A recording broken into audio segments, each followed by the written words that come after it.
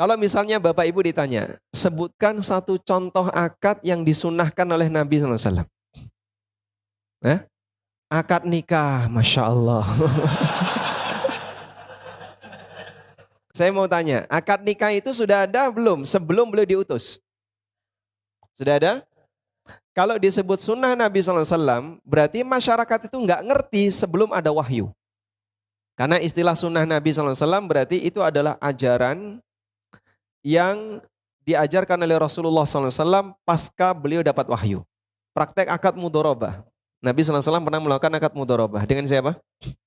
Khadijah radhiyallahu anha. Sebelum beliau jadi Nabi. Apakah ini termasuk sunnah atau tidak, Pak? Termasuk atau tidak? Kenapa tidak?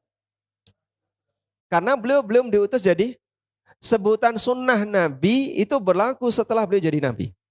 Kalau Anda mengatakan bahwa praktek akad mudharabah itu bagian dari sunnah Nabi SAW dengan alasan disebutkan dalam riwayat yang sahih sebelum beliau menikah sebagaimana yang dikutip dalam sirah-sirah Nabawiyah, beliau pernah melakukan akad mudharabah dengan Khadijah.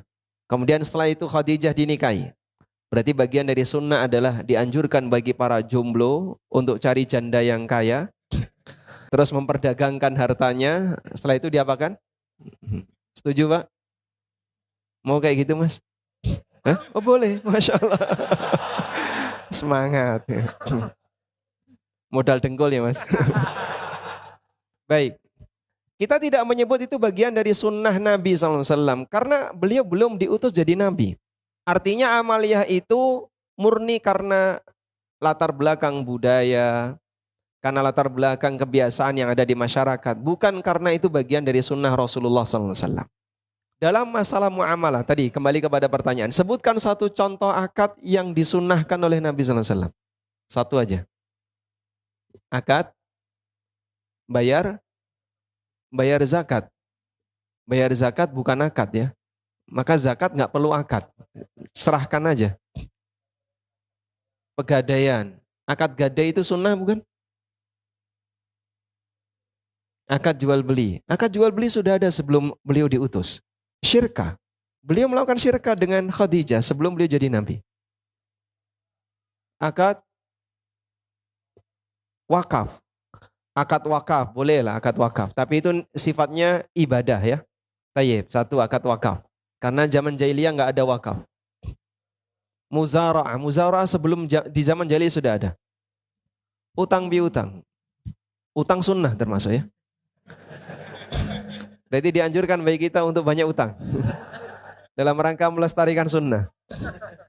Hampir semua muamalah yang Anda sebutkan tadi. Ada akad gadai, akad utang, akad musyarakah, akad mudharabah, akad jual beli. Mungkin nanti Anda bisa tambahkan akad istisna, akad salam. Itu semuanya sudah ada sejak zaman jahiliyah. Karena praktek muamalah yang dilakukan oleh para sahabat itu melanjutkan muamalah yang sudah mereka lakukan sebelumnya. Terus hadirnya Nabi SAW dan kaitannya beliau dengan muamalah di sini apa, Pak? Beliau hanya memberikan aturan.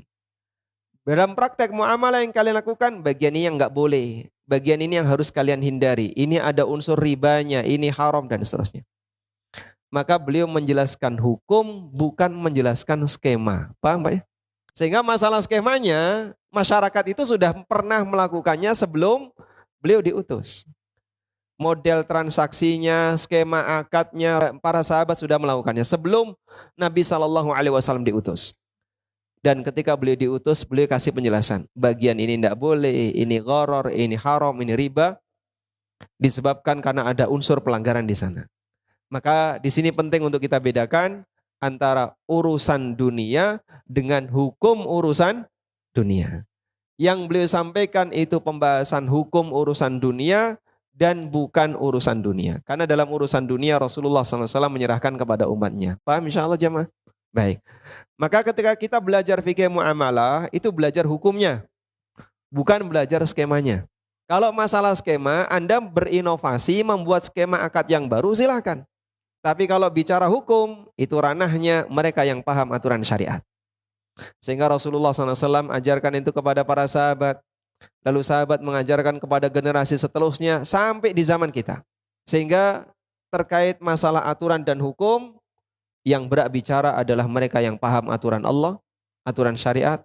Tapi kalau kita bicara masalah skema dan model akad, praktisi lebih pintar daripada ustadz. Wallahu ta'ala alam.